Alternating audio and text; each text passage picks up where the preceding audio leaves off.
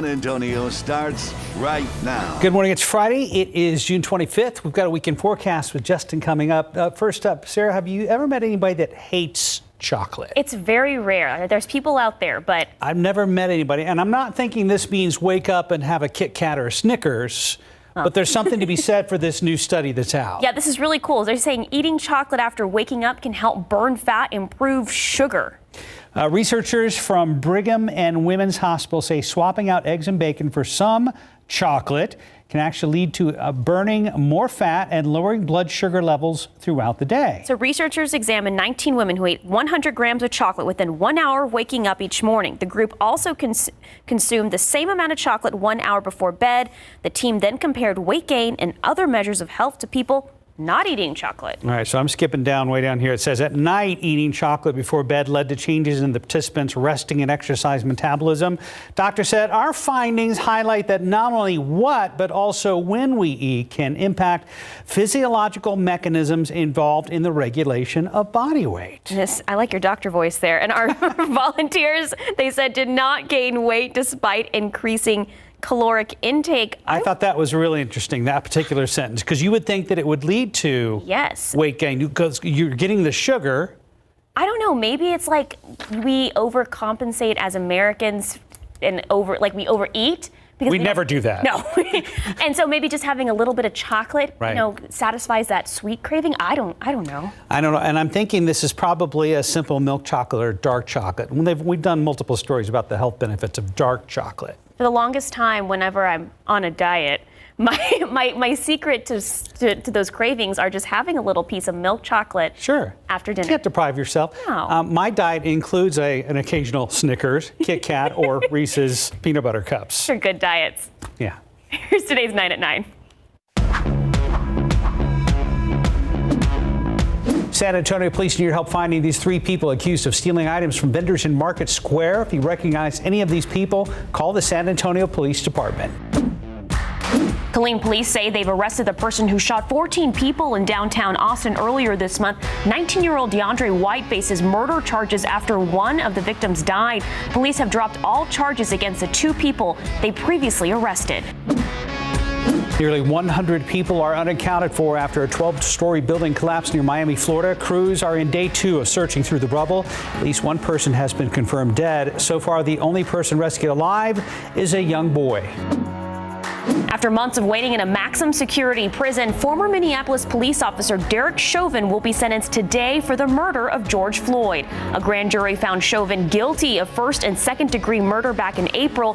He faces up to 30 years behind bars. COVID-19 safety nets are vanishing in Texas. Tomorrow is the last day Texans will be able to receive federal unemployment benefits. Utility companies can also begin shutting off services for non-payment starting Tuesday, and evictions will proceed normally again at the end of the month. Happening today, Vice President Kamala Harris will make a much-anticipated visit to the border. Harris says she is tasked with the goal of finding the root causes of migration from Central America. Her visit to El Paso comes just days before former President Donald Trump also heads to the U.S.-Mexico border. President Joe Biden will meet with Afghan leaders at the White House today. The meeting comes as the U.S.-backed peace deal between Afghan government and the Taliban has stalled, and it comes as the U.S. withdraws 20 years after the 9/11 attacks. Millions in the Pacific Northwest are preparing for a record-breaking heat wave. The National Weather Service issued an excessive heat warning for a large portion of the western U.S. Weather experts say there's a possibility of triple-digit temperatures for multiple days in a row. A highly anticipated report on UFOs is expected to be released by top intelligence and military officials as early as today. The details were expected to be released on June 1st, but were delayed by the Pentagon. The report is expected to add more details to this footage released by the U.S. military last year. And that is today's 9 at 9. Many people, including many of our viewers, very keenly interested in that UFO report when it does come out today, hopefully today. Yeah, I'm a believer. Yeah, it's interesting because we did a story earlier this month about this report. There's been so they said many. It'll be out this month, and here we are almost the very end of the month, and it's, as we said, there was some sort of delay. It's all very mysterious, Justin. No mystery about the weather today. It's hot. Yeah, that's the bottom line. We're stuck with our heat high over top of us. It's an unidentified object for sure. We know it. We have it every summer. The good news is that it moves out of the way, and we're going to see some rain chances coming up next week. We showed you this yesterday, but we've modified the rain chances just a little bit. Brought it up to 30% chance on Sunday, 40% chance Monday and Tuesday. Scattered downpours. That's kind of the main takeaway here as we get into early next week. Today, though, still hot and humid. 96, that heat index will be close to 100. South-southeasterly winds around 10 to 15 miles per hour. Heat index values around the area will be right around 100. That's what we've seen just about every day. That's where we were yesterday. 101 here in San Antonio, upper 90s in the hill country for that feels like temperature when you factor in the humidity. Forecast. Air temperature is going to be up around 96, mostly sunny skies. Today, south-southeasterly winds, as we mentioned, 10 to 15 miles per hour. Some changes come as early as Sunday, and then again, a good-looking forecast next week. We're also going to talk a little bit about that heat up in the Pacific Northwest. It is going to be impressive. We'll have more on that here in just a bit, guys. Thank you, Justin. We had that big RV fire on 281 up near the airport yesterday. Nothing like that out there, but it looks like we do have some construction. This is 37 at Loop 410. Looks like got everybody down to one lane, but just for a small section of freeway. Top stories we are following today. San Antonio police say a man possibly playing with a gun is to blame for injuries to two people, including himself. Shootings happened overnight during a house party in the 900 block of Southwest 36th Street. Police say several of the people they questioned had been drinking, and many of them appear to be teens. We're told the bullet went through the shooter's hand into the stomach of another man. Police say his injuries are life-threatening. No word if any charges will be filed. A new side effect of the COVID-19 vaccine is raising a lot of questions about its safety. The condition is called myocarditis, which is inflammation of the heart. Hey, we were just talking about this in the earlier newscast today. The CDC says the condition was reported by over 300 young men between the ages of 12 and 39. Now, the FDA says they will add myocarditis to the list of side effects of the Moderna and Pfizer vaccines, but doctors say the fear of heart inflammation should not hold you back from getting the shot. One local doctor says anyone who is hesitant about getting the shot needs to take into account the brutal side effects of COVID-19 and the potential long-term effects it can have on your body. The doctor says the risk of having serious heart complications from the vaccine are still quite low. Instead of morning headlines, we are turning our attention to the devastation in the Miami Beach area, the deadly 12-story apartment collapse. Crews have worked all through the night trying to find signs of life. David Sears here with a rough timeline of this event and a small glimpse of what could happen next. Good morning, David. Yeah, Mark and Sarah, let's just start from the very beginning. Early yesterday morning, it was about 1 o'clock. You can see right there. That's when that building collapsed. And that was once again around 1:30 yesterday morning. Within 30 seconds, the northern section of that building collapsed, followed by the ocean-facing section. Dispatchers on the emergency response channel described the incident as a garage collapse. More than 80 emergency response crews rushed to the scene to find the collapsed building. Experts who analyzed building collapses believe this had been sinking into the earth since the 90s. According to a couple of survivors, there were plans to modernize the building, but they believe COVID slowed those plans.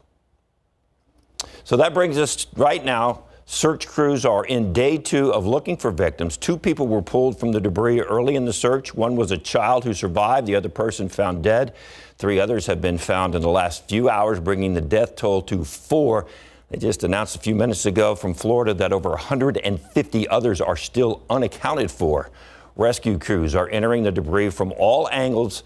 They are holding out hope that they can create a pathway to the middle of the debris and find more survivors. Heavy machinery got to the scene late last night. Crews are using cranes, are using dozers, any kind of heavy machinery they can find to move that massive amount of cement and all the debris that's right there, one by one, methodically going through this, trying to remove that debris. I'm hopeful, but reality is when we look at the rubble across the street, it's possible that there may not be any survivors or many, but I remain hopeful. We have to stay hopeful at this point. In the meantime, donations, as you can imagine, are flooding into that area. People bringing food, supplies for the families who lived in that section of the condo that didn't collapse. So what's next? The main question on everyone's mind is, how in the world could this happen? Well, there's really no timeline on how long it could take to get solid answers about what caused the collapse. Rescue crews are on the scene, and they say it doesn't really matter right now. Their focus is getting as many people out alive as possible, loved ones, friends standing by, patiently waiting on news, everyone involved holding on to hope, but it's a tough reality to face right now. And you've tried calling them, you're trying everything, you can't get a hold of them. Non-stop with my family, just with the, like, you know, having like at least a hope of like maybe the rescue team will hear the cell phone and they will have a clue. Officials are saying that this process of recovery is only just beginning. There could be weeks of searching through layers of debris, and there's still some concerns with the other buildings around the building that collapsed. And of course, yesterday, Governor Ron DeSantis said that he is making sure that all these folks that are displaced will have some place to go, some place to live temporarily. And then FEMA is also now on scene, so the federal government is also involved in the operation down there in Florida. I believe Governor DeSantis has also declared a disaster area for that location. So, all right. So tragic. David, thank you for all the details. We appreciate it. Right now, it is 9:09, about 80 degrees. Still ahead on GMSA at 9. The SJRC has opened a new department that helps adults, but not in the way you might think. Coming up, we bring back David for details on this new fatherhood program. All right, today I'm excited. We launched my summer fishing series. Many people love to shop local, but most folks don't know there's a small tackle shop over off 410 at Brigsby. We check out Outdoor Alphas coming up on GMSA at 9. Show me your shoes, or in the case of San Antonio Public Library this year, show me your chanclas. Just ahead on GMSA at 9, we have a very special guest that's going to show us exactly how to get chanclas like these. You don't want to miss it.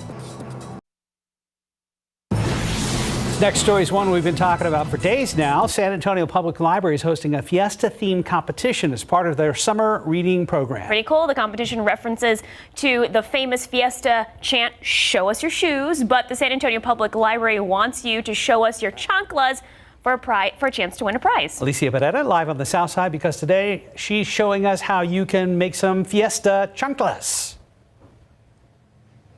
Good morning, Sarah. We need a little bit more enthusiasm. It's show me your chanclas. Well, this time, right? So these are the chanclas that we're going to try to make. We have Miss Mary Montes here. Very special to be here at your home today. You're going to teach us what it takes to make these. So what are the basic supplies that we need if we want to make some FIESTA-themed chanclas? Okay, we need to go to the dollar store. Yeah, and get we're some on a budget. chocolate. All right. Get some chocolates or flip-flops, whatever you want to call them. Okay. A lot of ribbon, flowers, and butterflies, or whatever you want to put on them. So just take a look at what she has here on the table. You can pick whatever you want. So if you love butterflies, then you want to buy some of those. If you want to put some boots on there, any little trinket, even she has little hats here. So that's what we're going to glue on at the end. And we talk about glue. So what is the most important item that you want to have on your craft table if you're making these? A glue gun. All right, old for faithful sure. glue gun over here, and a lot of glue sticks, huh? Yes. All right, so like she said, the basic things that you're going to need are ribbon. So you don't need to make this. I actually thought that she was like curling them, but if we want to save some time, because we know today's the last day of NIOSA, then you can just buy the ones that you do with like the gift bags. You see that?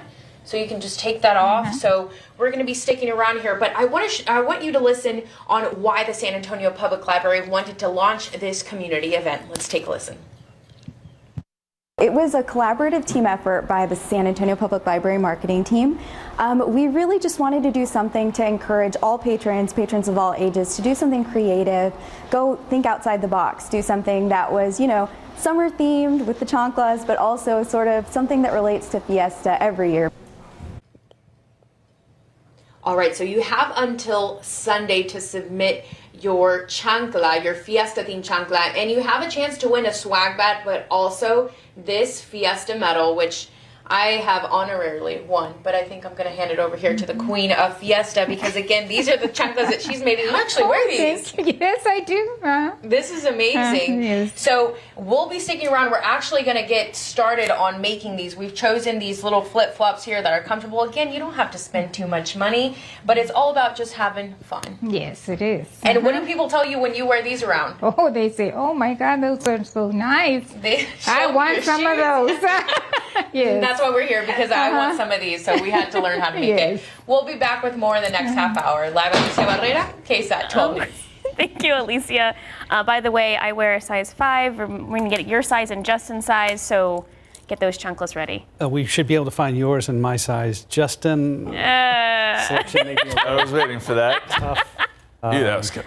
Yeah, big guy, tall guy. They might. Yeah, they might. They might. Hey, Justin, so one of those big storms we had this spring hit Hondo especially hard when it came to that hailstorm. That was back on April 28th. And remember, we talked about it was potentially the largest hailstone in Texas. Well, that was confirmed yesterday. Since records have been kept, but it is the largest hailstone now on record. It set several records.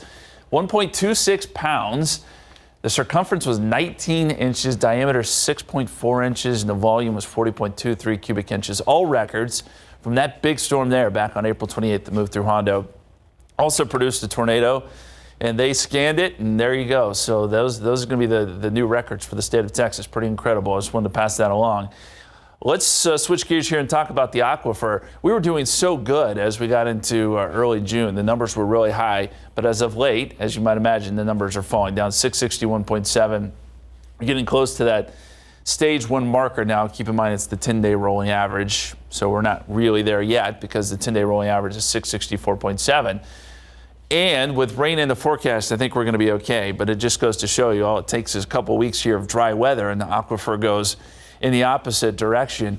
Rainfall-wise, 17.02 for the year here in town, 1.46 above the average, so we're still doing okay in that regard. And as we look outside right now, mostly cloudy skies, 80 degrees at the airport, and southerly winds at about 14 miles per hour. Cloud cover is already thinning out some, and we should see quite a bit of sun today, especially as we get into the afternoon, very similar to yesterday. 82 Castroville, 77 Bernie Stage, 82 in New Braunfels. A little bit more cloud cover as you get out west, 73 Rock Springs, 78 right now in Del Rio. And dew points are right where they've been the last 2 weeks, mid to upper 70s with even some 80s showing up. So the heat index values are going to be into the triple digits today. 105 Gonzales, 104 Pleasanton, 101 here in San Antonio. We're sounding like a broken record at this point. We need some changes, and we're going to get them. You see the unsettled weather here across the middle part of the country. Showers and storms, places like Illinois and Indiana, seeing some stronger storms there. And then the big story that you've been hearing about nationally probably is the extreme heat wave they're going to see up across the Pacific Northwest. Excessive heat watch, excessive heat warnings in place. Look at these forecast highs. 107 in Portland on Saturday, 99 in Seattle. These would be breaking all-time record highs. 113 in Portland on Sunday, 105 in Seattle. A lot of places up there don't have air conditioning, so this is going to be a huge problem. Big heat wave up there across Pacific Northwest. And coming up next half hour, Katie Blake's going to have more on what's going on up there and kind of how this is playing out. In the meantime, there's that ridge that is sitting over the Pacific Northwest, and that's why they're getting the heat. We're going to see this trough develop over the middle part of the country, and that's good for us. We got a little wave coming in from the Gulf of Mexico, too. And so by Sunday, rain chances are back in the forecast, and they stick around much next week. Scattered downpours in the afternoon, and that'll keep temperatures cooler, too. Very quickly, I want to talk about the tropics. We do have tropical storm out in the Pacific.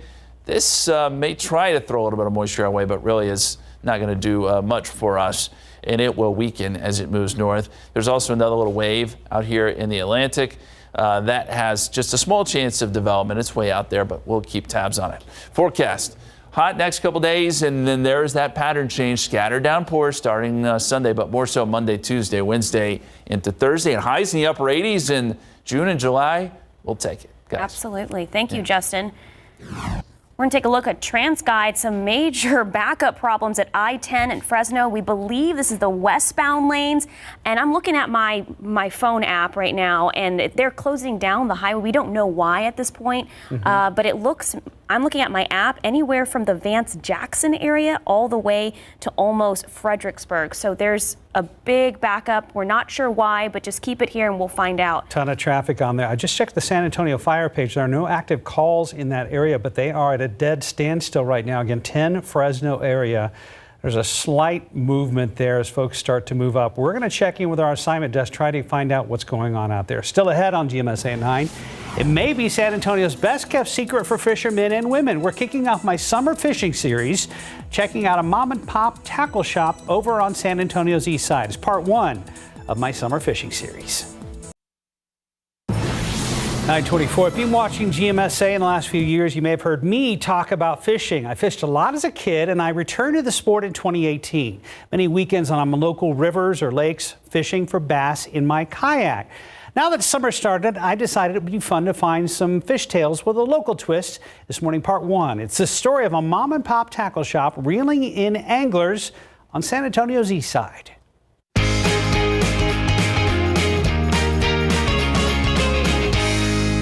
It's a little hard to find this storage unit turned tackle shop called Outdoor Alphas. Sam Garza started it out of his house. We just emptied out our savings and we bought this first location. Actually, that little square was our first store. We had, very little gear in there, and somehow miraculously was able to pull out and become this now. The original shop on Rigsby is by no means big, and Sam likes it that way. He says they've found a way to beat bigger tackle shops. We offer expertise in actually fishing. Of course, a lot of people know when they go to academy. A lot of people don't know anything about fishing. They just out there to sell gear. He also tries to lure anglers by stocking hard-to-find gear, including a big selection of cutting-edge baits out of Japan. Our tackle is a lot higher end. Mega bass, for instance. I believe we're actually the biggest in San Antonio, the mega bass dealer. We like to keep the higher end.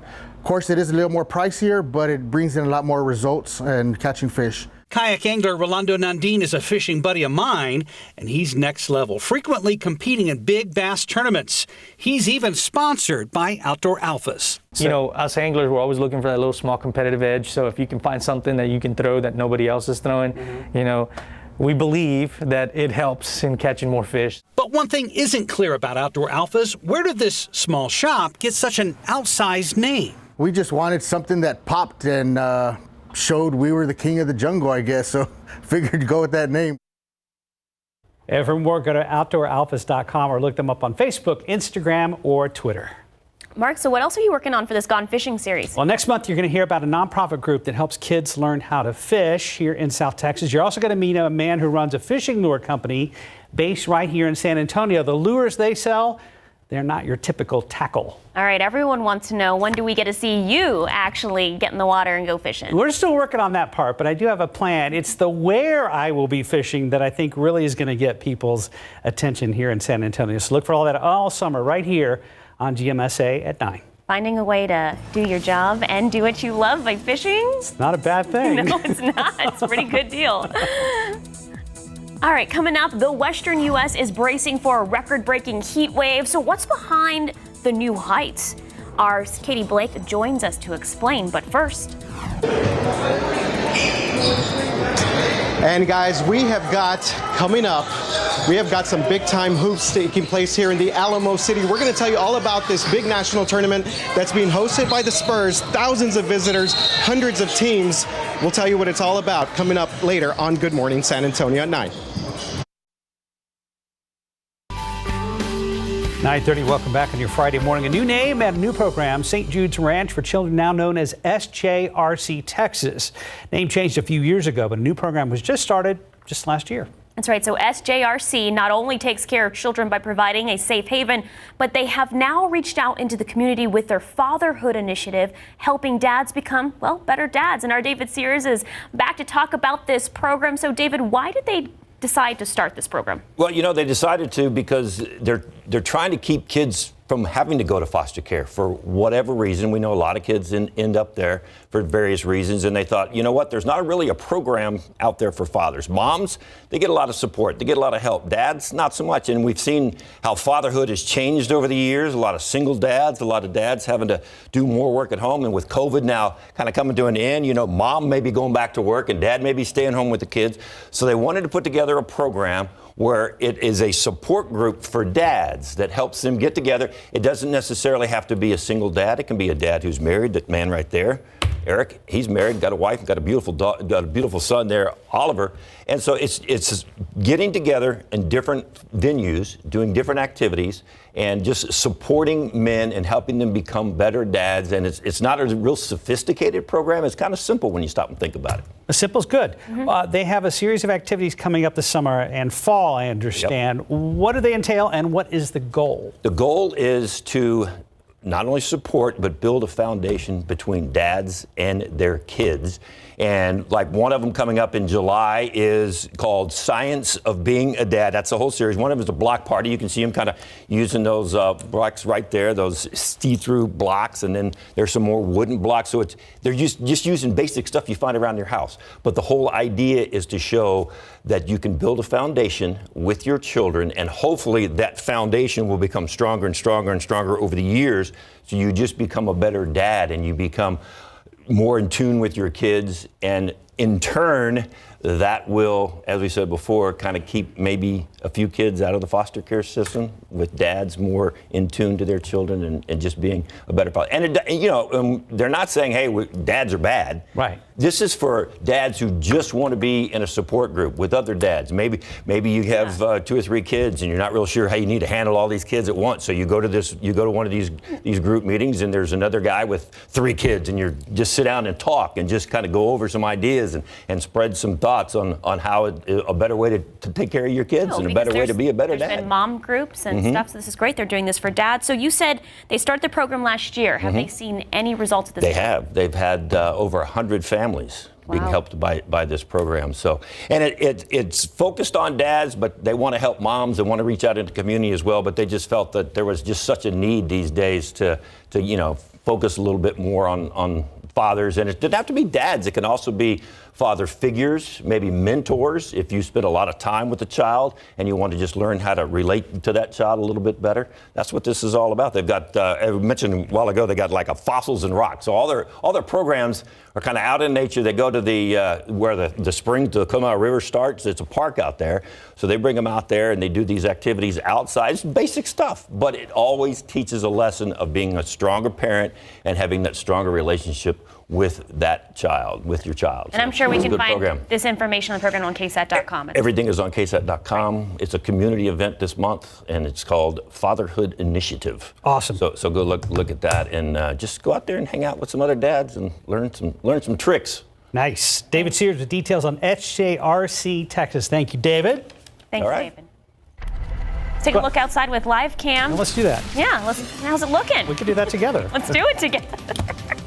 I think this is pretty much the same picture that we saw yesterday and the day before and the day before that. We're kind of stuck in a pattern for right now.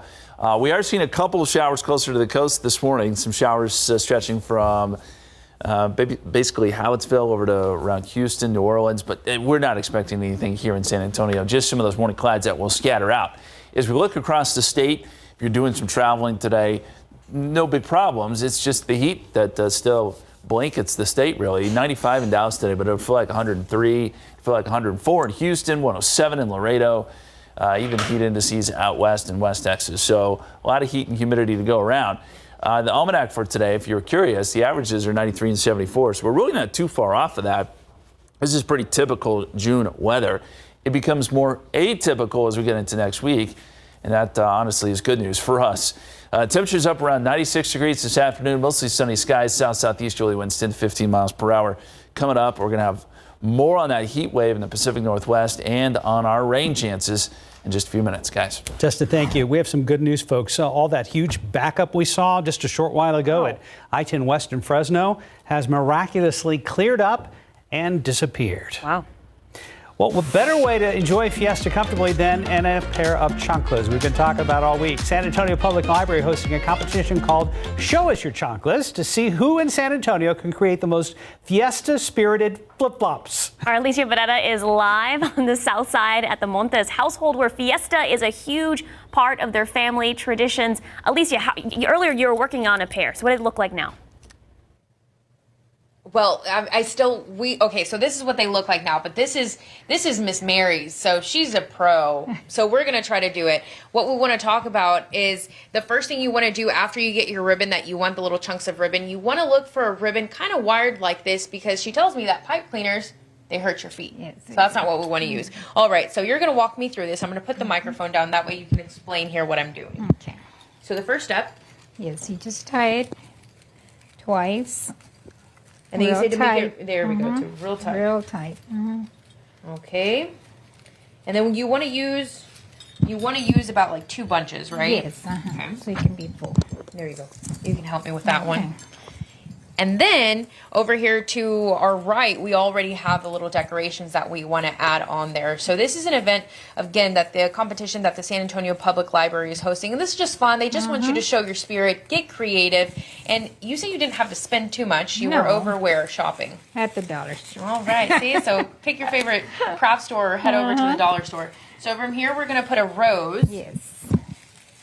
Right in the middle. All right. Can you glue me here? Yes.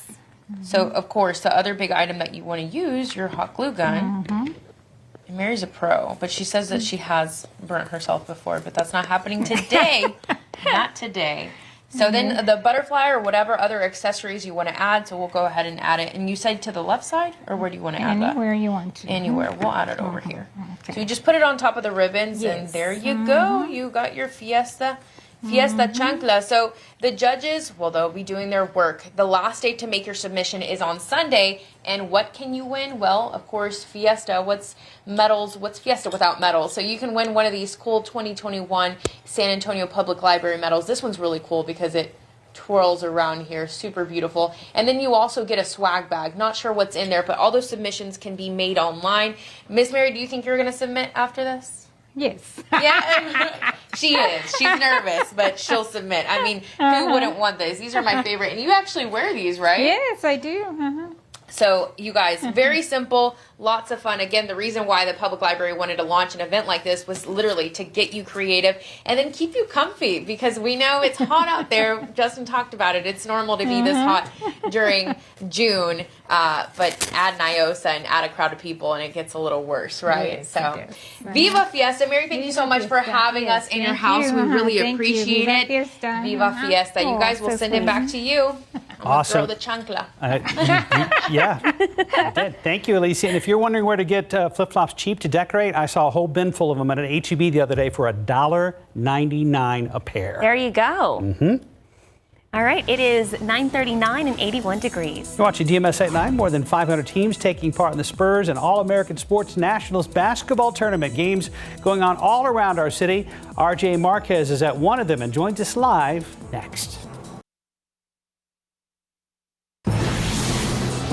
Over 500 of the country's top basketball teams are right here in San Antonio this weekend for the Spurs National Tournament. It's pretty cool. One of the games happening right across the street from us here at KSAT over at Central Catholic High School. And that's where we find our RJ Marquez with more. RJ, wow, it's loud over Loud. there. It is definitely loud, guys. We got shoes squeaking out here. We got balls dribbling. We got whistles. We got all sorts of action taking place here at the Spurs and All-American Sports National Basketball Tournament taking place this weekend. And check this out. We even got the legend right here, Bruce Bowen.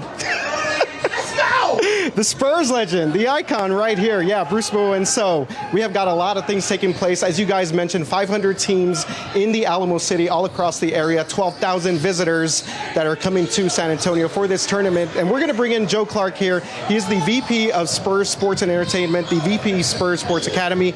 And Joe, just talk to us a little bit about just how fun it is to have this event taking place throughout the weekend here in San Antonio. Thanks, RJ. It is a blast. I mean, first of all, it's just great to see kids back in the gym. I mean, this is an annual event. We do it each year in June. This is the third annual. Last year, of course, we couldn't do it, but it's great to see these kids. We got like you said, 500 teams, a lot of kids. We had a 4-day spectacle of event. Started yesterday, goes through championship games on Sunday. Yeah. So then let's talk about those championship games that are going to be taking place here at the AT&T Center this weekend. Oh, look at my guy Bruce here over here. So fans, parents, obviously these teams are going to be at the AT&T Center. People can still go to this event this weekend. Yeah, absolutely. We're playing at 17 different facilities this week, over 40 basketball courts, and then the championship games will be played Saturday night and Sunday at the AT&T Center. You can go to any of the games. It's $15 for a day admission pass at any of the venues, and we also sell weekend passes for $35. So you can check our website at SpursSportsAcademy.com for all the information. All right, and real quick, you guys have some summer camps coming up as well, so a lot of things ahead for Spurs Sports and Entertainment. Yeah, we're in our third week of summer camp starting Monday. We got Derek White coming out to Mission Concepcion. You can sign up for camps. We also have a lot of the local college basketball players that are supporting not only our camps but our tournament from Trinity, St. Mary's, Our Lady of the Lake, and Incarnate Word. All right, well, thank you very much, Joe, for being with us. Look at my guy, Bruce Bowen, out here. He's just, shaking hands and kissing babies all over the place. Bruce Bowen, got a lot of fun taking place here at the Spurs Nationals All-American Basketball Tournament throughout the entire weekend. And as Joe mentioned, you could check out their website for more information. Back to you guys, Mark and Sarah. RJ, can you hear me? I can hear you, Mark. Yes. Can you ask Bruce? Can you tell it is loud in here, but yeah. Can you tell Bruce something for us? It was his birthday, June 14th. Happy birthday, Absolutely. Bruce. Happy birthday, Bruce. All right, Bruce, Mark and Sarah back at the station want to say happy birthday to you. Happy belated birthday to you. Well, it's so late now. They should have said it a long time ago. Come on, Mark. You know better than this, man. But hey, right. I'll accept 50. I am 5'0". Yes, not you are. 5'0", Happy 5'0", birthday, but I am Happy 5'0". birthday, Bruce. Yeah, looking good, man. Yeah, Bruce Bowen looking good, man. You can play with these kids, right? For a little bit. Just for a little bit. Then I got to let the old man foul start happening and just stay on the block. Now, you know I didn't know anything about the block when I played, but I will go to the block now because I am 5'0". Yeah. I'm going to be 5'0". He'll defend these guys, though. I'm going to defend them to a certain point. Lay my hands on them. Just Nice. All right, thanks a lot, Bruce, for being with us. Really appreciate it. Again, happy belated birthday. Thank you. Mark, Sarah? Bruce, thank you. And, RJ, thank you very much. That worked out great. Love that. Thank you. All right. Time for weather. Time for weather. Yeah. Oh, man, Bruce is awesome. Okay, we're going to start with a picture here on our KSAT Connect. Mike probably showed these a little earlier, but it's worth showing again. We had the supermoon last night, the strawberry moon. Beautiful shot. This is from Irma. She always sends in some great shots here on our KSAT Connect, but we appreciate it. Very, very nice. And we're off to a warm start this morning. Temperatures now up to 82 at the airport, 82 Stinson, 80 at Kelly, 82 at Randolph. We've got a southerly breeze. Anywhere from 5 to 15 miles per hour. A little bit of cloud cover for now. That'll go away this afternoon. Temperatures in the 70s and 80s for the most part. You get out west, you're at 82 in Del Rio, 82 Creosote Springs, 84 down there in Victoria. Heat indices are already kicking in. We know the drill, right? We're going to see these heat index values get up to about 101 this afternoon here in San Antonio. Triple digits to the south, some 90s in the north. It'll be another brutal afternoon, but the heat index does start to go down a little bit. Temperatures start to go down a little bit as we get into next week, and it really is going to help us out. So this is, we're going to see a downward trend in these numbers, and for late June and early July, that's pretty good. Satellite radar shows we've got a couple of very light showers across our very far eastern counties. Not much to worry about. We're not expecting any rain here in San Antonio today. And as we look at the big picture, quite a bit of unsettled weather across the middle part of the country. And that trend will continue because we're going to get a big ridge of high pressure over the Pacific Northwest. Big time heat up there. We're going to explain more about that here in just a second. We've got the trough across the middle part of the country and the little tropical wave. It's not going to become anything like hurricane or anything like that, but it is going to bring in some moisture here to South Texas, and that will bring help to bring some rain chances into play next week. So Monday around 5 o'clock, we're looking at some scattered showers here. That really does continue into Tuesday and Wednesday as well. It's a good-looking pattern next week. If you're heading out to Nyosa tonight, just know it'll be hot. Temperatures around 96 when things get going. Feels like temperatures 100 to 102. Still muggy and warm around 7 o'clock. And we dip down into the 80s, 9 towards 11 o'clock. Southeasterly winds 10 to 15. Extended forecast. We'll go 95 tomorrow, 91 on Sunday, 30% chance of rain, and then a 40% chance Monday, Tuesday, Wednesday, even a 30% chance on Thursday. We'll get those scattered downpours and high temperatures. I think this is the best part. High temperatures will be in the upper 80s potentially next week. Nice here, not so nice up across the Pacific Northwest, Seattle, Portland. It's not going to look great up there, guys. And speaking of the heat, we're bringing in one of your colleagues right now, Katie Blake, with a Climate Minute. Katie? Yes, good morning, guys. Nothing gets me fired up on a Friday like some Spurs basketball, Bruce, and a Climate Minute. Yeah. Winning duo here. So, like Justin was saying, big ridge, very strong ridge of high pressure over the Pacific Northwest sets them up for an unprecedented heat event this weekend and even into early next week. And I don't use the word unprecedented lightly. In fact, the National Weather Service in Portland put out this tweet yesterday and they said, quote, our upcoming extreme heat wave this weekend is expected to break several daily, monthly, and possibly all-time records. This is an unprecedented event. Have a plan in place to remain cool. They're using some language for this heat that we use for severe weather. We always tell you to have a severe weather plan, so that's what's going on there. High temperatures all the way from southern Oregon up into northern Washington will approach and exceed 100 degrees Saturday, Sunday, and Monday. And while it might be obvious that this part of the country doesn't normally get this hot, just how odd is this kind of heat there? Well, this time of year, Portland's average high is around 76 degrees, while Seattle's average high is around 74. Both locations this weekend into Monday next week will be 25 to even 40 degrees hotter than that. And what's more, according to the Seattle Times, back in 2018, just 34% of Seattle homes had AC. 34% had AC. This is just due to the area's overall cooler and wetter climate. And while the extreme heat will back off after a few days, these types of heat waves are expected to become more frequent in the future as a result of climate change, and there is evidence of this. So this graphic here is from Climate Central, and this is for the Seattle-Tacoma area, and it illustrates how Seattle has tacked on 8 more hot days in the period from 1970 to 2020. Now, their threshold for hot is 85 degrees or higher. For comparison, ours is 100 degrees or higher because we just have an overall hotter climate here in South Texas. And I know 8 days over 30 years might not seem like a lot, but it only takes one heat event, like what they're going to deal with this weekend, to affect vulnerable populations in an area like the Pacific Northwest that is not well equipped to deal with it. Just remember that lack of AC in a lot of homes there. Before I leave you, let's take a look at how our hot days here in San Antonio have changed over the last 30 years. We have tacked on 25 more hot days, or days over 100 degrees, in the last 30 years. To wrap this all up with a nice bow, essentially extremes in temperatures like what they'll see in the Pacific Northwest this weekend will start to happen more often, slowly becoming less extreme and more average. So that is today's Climate Minute, timely considering that big time heat up in the Pacific Northwest, guys. No doubt about that. Of course, it's Friday, so I'm looking forward to another rooftop weather segment. We're going to change out of the long sleeves and head up to the roof this afternoon. All right, good luck. Thank you, Katie. Have a good weekend, Katie. Thank you. Right now, it's 9:52. We'll be right back.